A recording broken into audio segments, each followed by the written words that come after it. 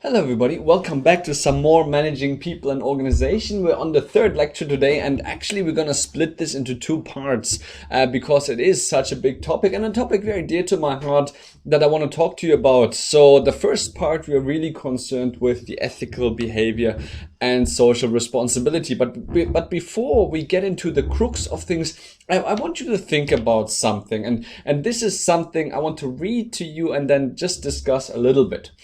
I swear by Apollo the physician, Aesculapius and Hygeia and Panakia, and all the gods and goddesses as my witnesses, that, according to my ability and judgment, I will keep this oath and this contract.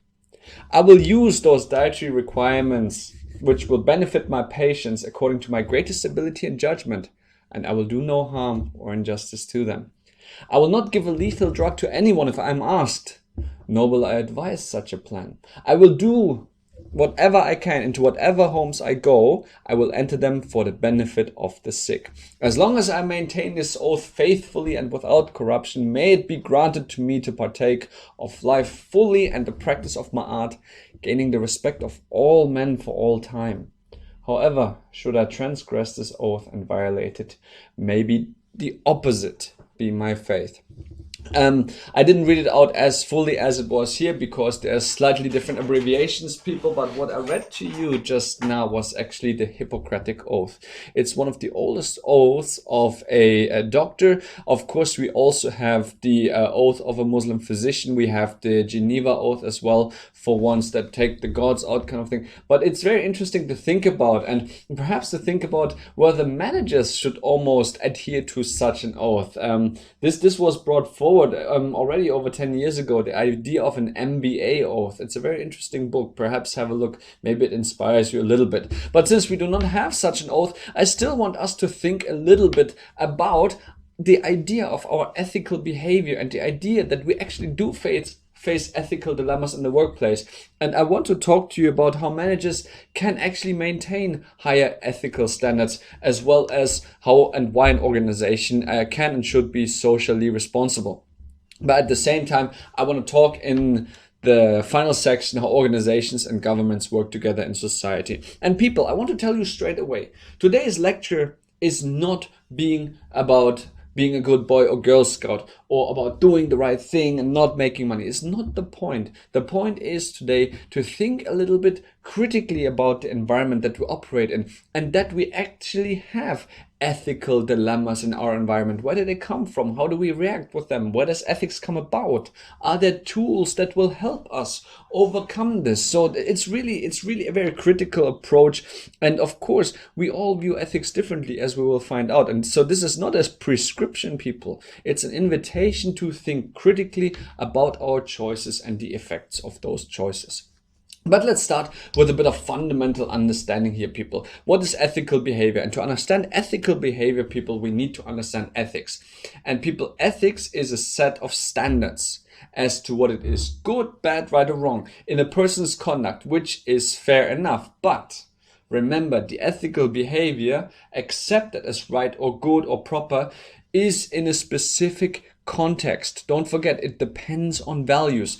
And values are very broad beliefs, people. What is and what is not appropriate. And you will find this last little picture that I put to you there, that our behavior, the visibility is based on a lot of things, on our perceptions, on our attitudes that are actually based on our values, which are based on our beliefs. And what we are taught of good values and bad values is different depending where we grew up and depending what our societies have held dear. So we are actually programmed quite differently, but that is not always visible. We just see we act differently, and people might say, oh, this is right, wrong, this is good or bad. But have you ever asked yourself why they're acting in such a certain way? So this is really interesting. I want to point out this example to you. The picture on the left is part of a video. This was in Pakistan, funny that. The dog was having trouble in the river and it was in danger of being swept away.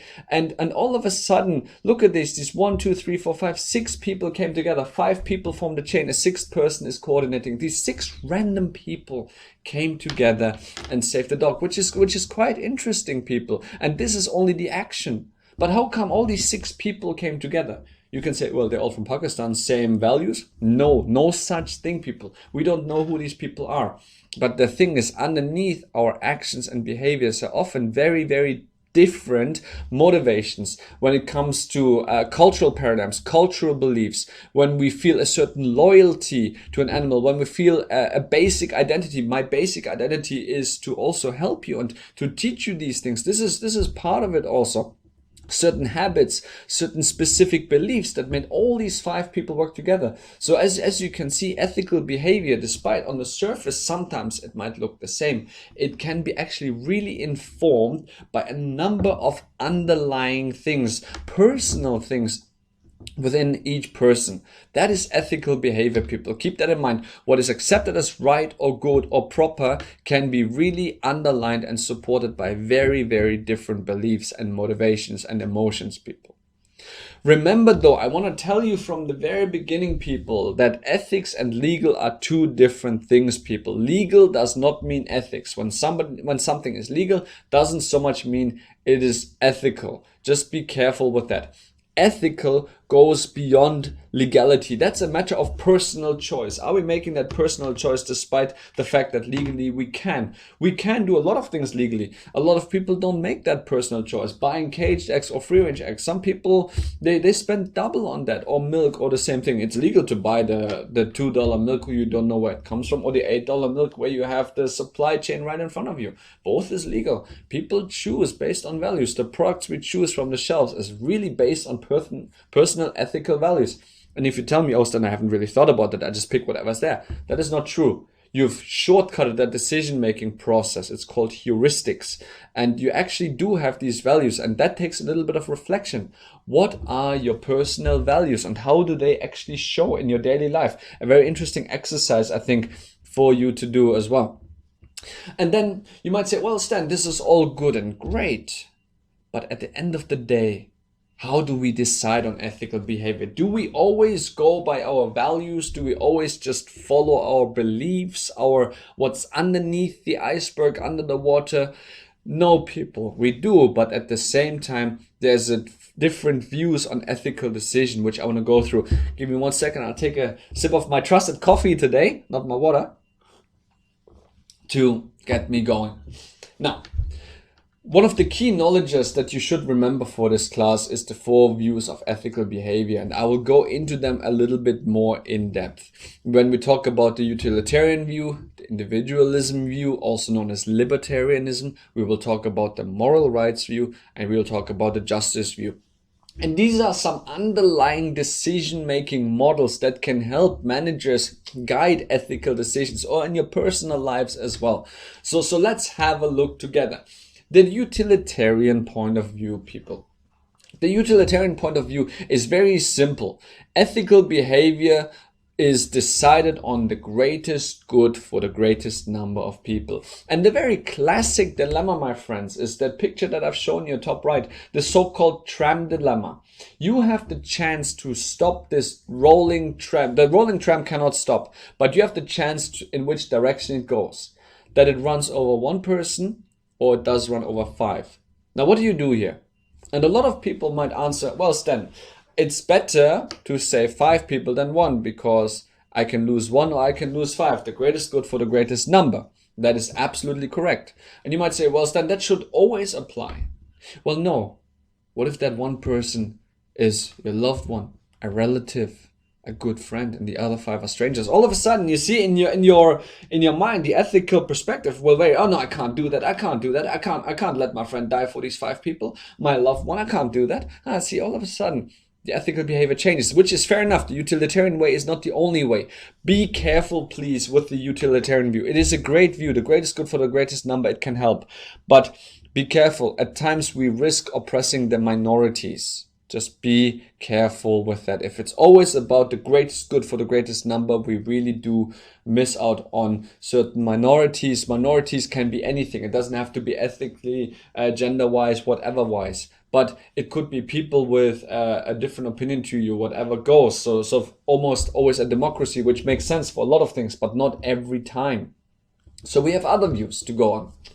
The individualism view, it's an ethical view, believe it or not, that says it's okay as long as it advances my long-term self-interests. You got to be careful with that. It's very known in America, this kind of way, but it has detrimental consequences. So you're basically saying I can make a certain decision because everybody else could do the same decision. If I don't make it, somebody else will, so to speak, right? That is also an ethical perspective. Be just very careful with that. There are really isolated cases where this truly helps. And one of the few, for example, was this idea with Steve Jobs, and most people don't know that. He didn't listen to any engineers or managers on how his company should go. He says, we're making this phone, we're making this, we're making that. End of story. Just make it. And that worked well. And it has advanced Apple. With Tim Cook now, it's not running as good anymore because Steve Jobs at some time could put it down and say, no, this is my company, this is my interest, we're going to do this. End of story. It helps sometimes. Be careful though with this view. Long-term self-interest, people, does not mean we consider the interests of others. So just be careful with that, because that's where we're coming to the moral rights view, my friends. We're looking at ethical behavior that protects and respects the fundamental rights of people. So does my decision affect the rights of other people? And it's not legal rights just, my friends, it's moral rights as well. Will somebody lose out? Will I throw someone under the bus with my decision? Will somebody get fired unjustly? Will somebody get promoted unjustly? So the moral rights view is a very, very interesting view because it allows for all these branching outs and to think about stakeholders affected by your decision, people. Last but not least, of course, the justice view, people. It's all about we treat people impartially and fairly, and we have rules and we have standards in place, and everybody is the same under that. That is also an ethical perspective. It is borrowed, of course, from the legal perspective. That's why I put Justice, Justitia, her real name, in. She is actually the goddess of justice. Hence, she has a blindfold, so she's impartial and she just weighs the deeds on the scale, but has the sword in hand as well. So ethics-wise, we can also think that way, people. Procedural justice, for example. Policies and rules being fairly administered to everybody. Distributive justice, I've got 5 apples, 5 people, everyone gets 1. It doesn't matter. Or the interactional justice as well, that in general we treat people with dignity and with respect, people in general. So these views are quite interesting because, as you can see, it gives you different perspectives. And you might say, well, Stan, do I have to choose one of those views? No. Not necessarily, because it depends on the situation. Sometimes the greatest good for the greatest number is good. Sometimes your self-interest might really advance you that you can help others. Sometimes the moral rights view is an important one. Or sometimes you say, look, there's no point, guys. Everybody gets treated fairly. These can be really good ethical decisions, but we have to be aware that those are the grounds upon which we make those decisions, especially also communicating that. And which view you choose is, of course, in the circumstances dependent on your values, on your beliefs, on your upbringing, on everything, but also on your culture. Really, really important. Ethical behavior, people. Remember, there is no one right way. Please get that out of your head. There is within you what is right, what is wrong, what is good, what is bad.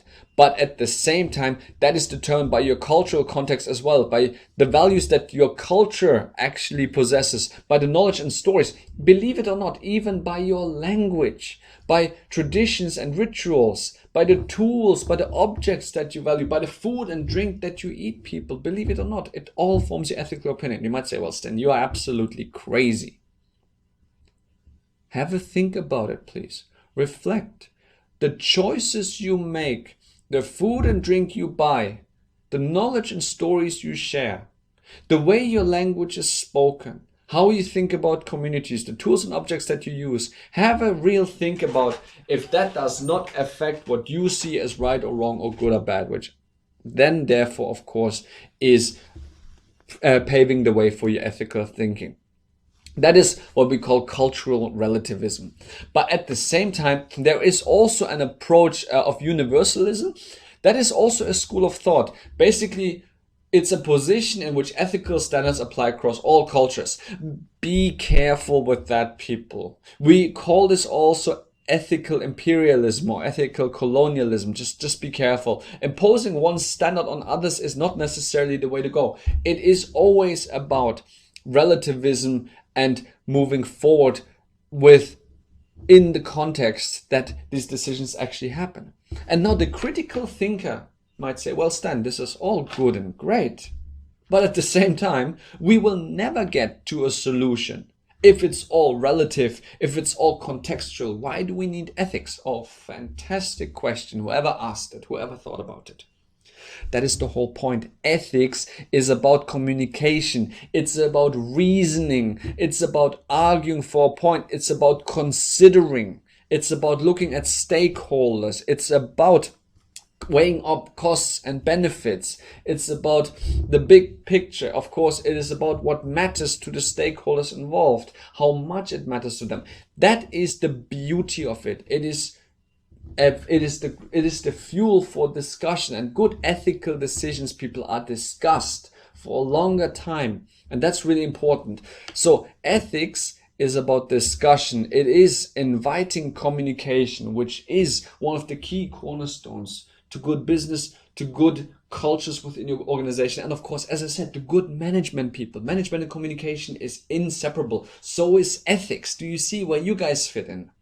But at the same time, people, that doesn't mean you get out scot-free, because the hardest decisions you will make as managers is actually solving dilemmas. But then the biggest question is, what is an ethical dilemma? Have a quick think while I take a sip from my coffee. Now, for those of you who thought a little bit about it, people, a dilemma is where there is conflict between two or more competing interests. And an ethical dilemma arises, people, when action must be taken when there is no clear ethically right option. And of course, this can cause stress, people. And the burden is on the individual, it's on the manager, it's on you to make good choices. This is really important, because a dilemma very often is about damned if you do, damned if you don't. Please keep that in your mind, people. Accept and understand this from the very beginning. There is no such thing as a perfect choice, but there is such a thing as a good and as an informed choice. Have a look into contemporary politics. Everybody bashing in on Donald Trump and bashing in on the UK government, making bad choices. Every day bashing in on Scott Morrison making bad choices. What do all these choices have in common that people think they're so bad?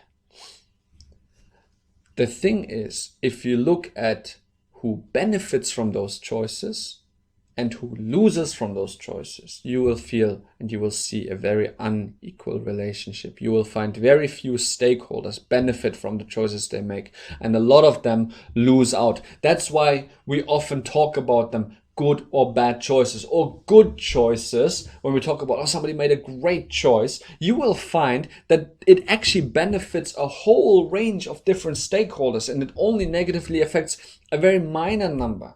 And as managers, that is the best we can do. We can make good choices and we can make informed choices, people. Now, where does ethical dilemmas in the workplace or in general arrive? And this is really hard, people. Of course they arise. Discrimination, unfortunately still sexual harassment, but most importantly, oftentimes, people, conflicts of interest. When one person wants one thing, as the picture on the right, the second person wants another thing. When resources are scarce and you want resources and somebody else also wants them, that's a dilemma already. The resource, you are one of the competing interests. Can you argue why you should get the resource and why shouldn't you? Again, this is where you can really look at making good ethical choices to secure those resources. Also, customer confidence. The customer drives, unfortunately, depending on how many you have, if you're a supplier, producer, they drive a lot of things. If they want to get it done, they say, oftentimes we as managers say, we have to get it done. And all of a sudden we start taking shortcuts. All of a sudden we perhaps bank on that the other person doesn't know this. People, this is where it starts. And you got to be careful with that. It's not clear always when you make ethical and unethical choices, so to speak. You don't notice that. You don't go all of a sudden, oh, I've made an unethical choice. Damn. You don't even know about it the first time you make it, unless you're critically aware of it. So you must be really careful. Dilemmas crawl up on you. They're not straightforward right in your face. We have to think about it. And a lot of times we find them when we reflect on the circumstances in our organizations. And we will find ethical dilemmas, people. Now, oftentimes you might say, well, Stan, I haven't found any. True that. Because oftentimes people, and this is only human behavior, oftentimes we rationalize unethical behavior. We say, well, it's not really illegal, just nobody said it is. Or we try to really convince ourselves that our behavior is truly in everybody's best interest. No, it serves everybody. Seriously, in the long term, it does, I swear. Trust me.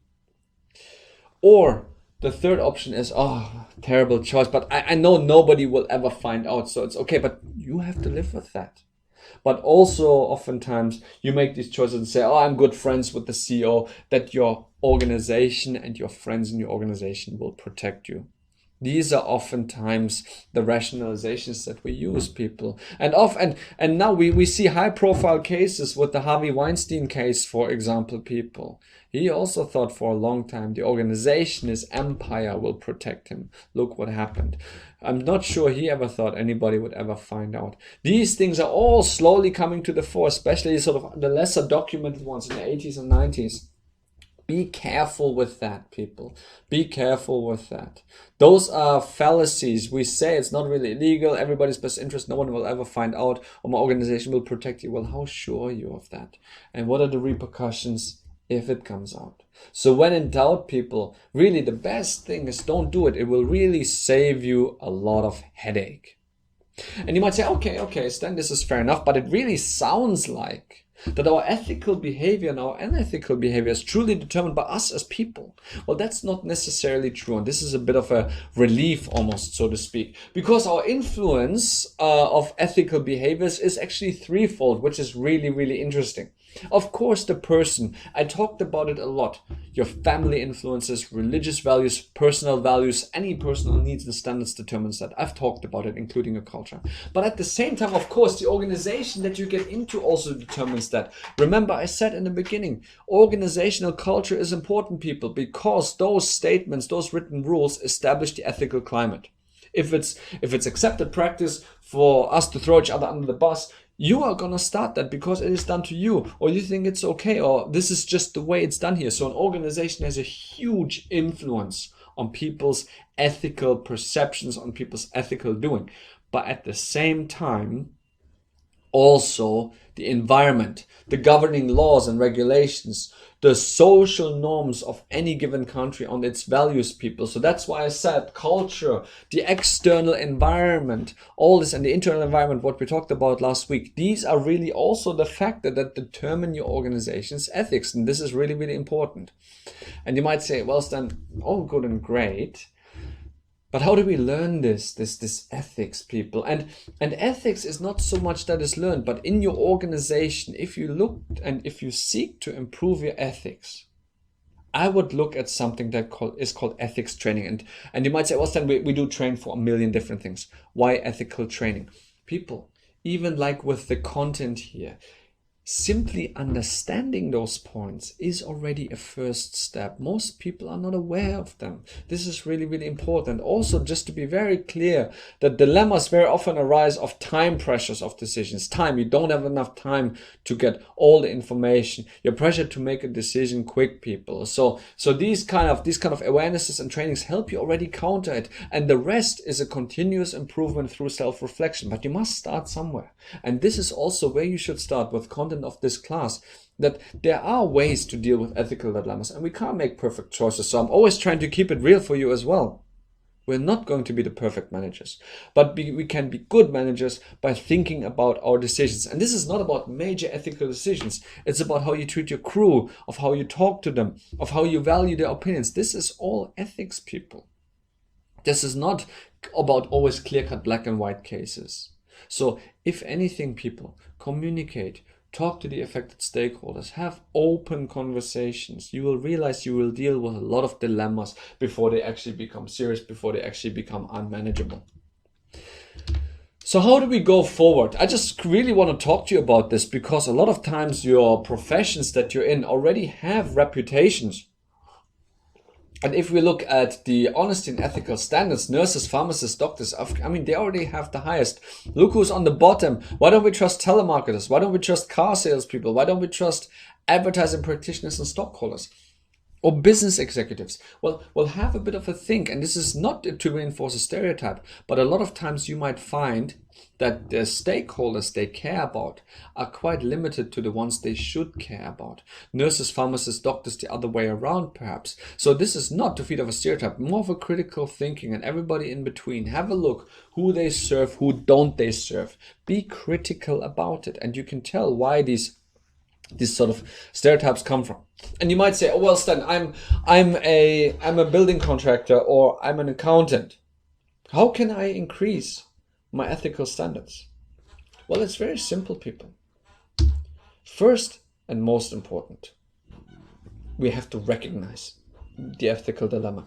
Sometimes what this is, it's creative ethical thinking, people. To have an ethical imagination, so to speak. See and think critically if there are dilemmas. Get the facts in place. Identify your options. Test the options and then follow the ones and double check. And only then you take action. It's simply being aware of the process that is involved, people, and of the organizational stakeholders that are directly affected by your behavior or by your decisions. There can be government, competitors, shareholders. We talked about them in the past. So always keep your organizational stakeholders in mind, people. And this really also comes down to then this idea of corporate social responsibility, that you serve your own interests, of course, but the interests of your stakeholders as well. And as a good manager, you can do that. You can be profitable while looking at the community, while looking at the environment. This is entirely possible if you simply understand that profit and environment can go together. For example, my biggest practice when I walk around this school in the evening, when I see a room, I walk past, there's light on, I turn the light off. Oh, how is this so ethical? Well, number one, I'm saving my organization money, because literally the light off means less power. I do not use up unnecessary resources with the electricity that is often very much generated through coal here. This is really important. I put my things in a recycle bin, because otherwise it does end up in the landfill. And you might say, well, Stan, this is a small drop in a very big ocean. Well, that is true. But you alone don't change it, but you can still do your part. As within organizations as a whole, of course, we're using resources, but we can still make sure that for those resources, we do the most that we can to replenish certain ways while serving community, while being profitable. It is possible. And you'll be surprised. A lot of consumers nowadays, they subscribe to that. That's why Body Shop is so successful. That's why Lush is so successful. That's why clothing brands that have a very transparent supply chain are so successful, people. That's why recycled materials and products out of recycled materials are so successful. Because the consumer, not the customer, the consumer themselves subscribes to that already. So corporate social responsibility is not about greenwashing or making yourself look good. It's simply serving your interests as well as the interests of your stakeholders. That is called win-win, my friends. Now, looking at stakeholders and issues wise, leadership, people, is the key here. As a manager, you need to be really in a position of a leadership as well. And that doesn't mean officially appointed, but to walk the talk. People do their best in healthy work environments. That means physically and mentally. When they are greeted, everybody says hello, people help each other. This was really interesting, because I was at an MBA talk this morning to the MBA students. And they asked, and one of the MBA students asked me, Stan, what is the best thing of you working here at ECU? And I said, to be honest, I tell you one thing. We are colleagues here. Nobody is seeing each other as competition. We play sports together. Whenever I have a question, I know one of my colleagues will help me without going, oh, I'm busy, come back, or anything. I know that. To whoever I go here, that's called a healthy work environment, people. And we perform all better because we help each other. And also, of course, looking at the natural environment, ECU is concerned with quite a few things, the smoke-free campus and no single-use plastic bottles. I feel good about that. I have nothing to do with it, but I just feel good about it. Your organizations might also do something. The Coca-Cola company allows you 2-3 days a year paid to go tree planting. Why? Because again, that's what they want, but you can of course suss out talent, leadership, passions straight away, people. And that is for long-term success because it builds a reputation. And a reputation is hard earned and very easily lost. At the same time, in your organizations, people, as managers, you guys really must decide that. Is it your responsibility just to maximize profits? Or do you think you should be more socioeconomic, that you're actually concerned for the broader welfare, not just for profits? That is your decision. I'm not saying one is right and one is wrong, but you have to decide what works the best for you. And the strategy can work for both. I see a lot of problems with the classical view, of course, a lot of managerial problems, a lot of company sustainability problems. But nevertheless, it is a view that many organizations still hold, and they're still also very successful, but they're starting to get a lot of problems, not just with regulations, but with people's perceptions. So looking at socially responsible people, this is a bit of hard knowledge. We have 4 strategies: being proactive, being accommodative, being defensive, or being downright obstructionist. So the best, of course, being proactive, that you see things before they become a problem, that you meet your responsibilities and nobody will ever say anything about it. But at the same time, you can also be accommodating. Yes, then I'm doing the minimum and I'm okay. But at the same time, a lot of organizations also run being defensive and they say, hey, it's legal, therefore I'm doing it. But there's also organizations that are downright obstructionist. And this was a big case in Australia, people. Australia with the anti-smoking laws is actually one of the forerunners in the world. Have you seen the smoking packs here? No advertising allowed. Like green packets, boring writing, only pictures, smoking kills you. That was a big thing. And a lot of the tobacco companies, they fought the government here. They fought them tooth and nail to fight those social demands. And at the end of the day, the government didn't buckle. And this is how it is now. So, but as you can see, not everybody is happy with the way you're doing things. Just remember that.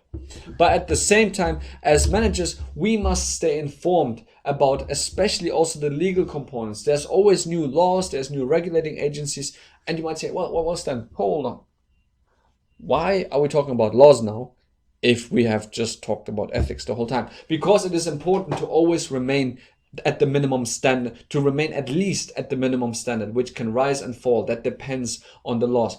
But as a manager, then it is, and I say this deliberately, it is your opportunity to transcend those then. And that has nothing just to do, again, to be a good corporate citizen. That has something to do with your organizational culture. This is something directly to do with the profitability of your organization. You reduce turnover rates, you reduce error rates, you reduce sick days. That is all money, people. You reduce other problems, legal problems involved, workplace accidents, depending, you name it, people. You reduce all of that. And just because it doesn't happen doesn't mean it could happen. So it's not just about money that you make, it's about money that you don't have to spend. Keep that also in mind. So when somebody asks, well, then you're spending $10,000 on all this ethics training and all, and then I say, okay, excellent did you think about this? Let's think about what can happen to this organization in a year. From a statistical probability point of view, this amount of percent of accidents, turnover rates here, there, these are the costs involved. You can downright calculate the costs that you actually don't have to spend.